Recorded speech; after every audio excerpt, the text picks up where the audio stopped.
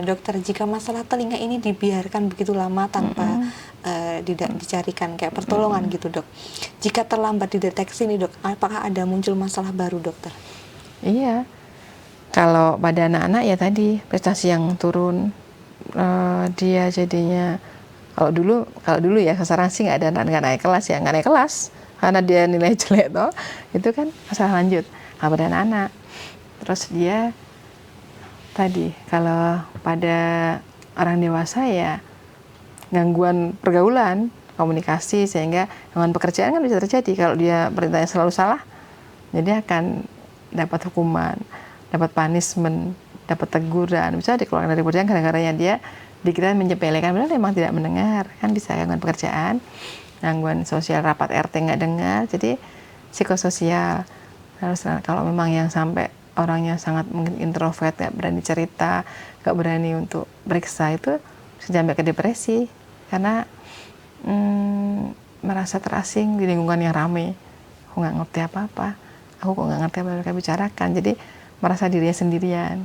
Itu yang loneliness, itu yang sangat mengganggu karena nanti masuknya ke depresi, gangguan jiwa kan, menarik diri dari lingkungan, nggak mau ikut ke rapat RT, nggak mau berkumpul dengan tetangga, tidak mau pergi ke masjid, tidak mau pergi ke gereja karena itu beritanya ngomong dia nggak ngerti, nyanyi aku nggak bisa gitu karena nggak ngerti gitu. Jadi gitulah gangguan sosial, gangguan ya macam-macam tadi, gangguan depresi yang paling berat karena memang dia merasa tidak nyaman, kemudian merasa sendirian, kok orang lain tuh bisa nyaman hidupnya aku enggak, itu tuh kan dari depresi kayak gitu. Itu yang paling berarti depresi sih, karena menarik dari lingkungan, di rumah terus ngapa nggak pede keluar, nggak bisa dengar apa-apa gitu.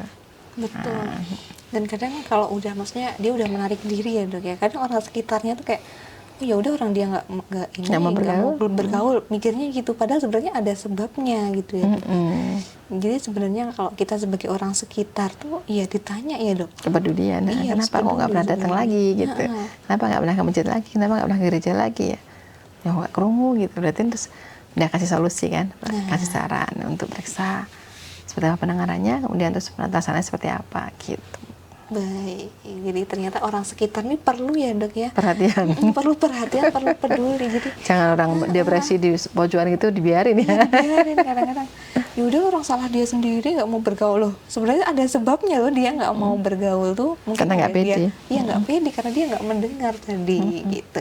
Nggak connect ya. Oh. Baik dokter.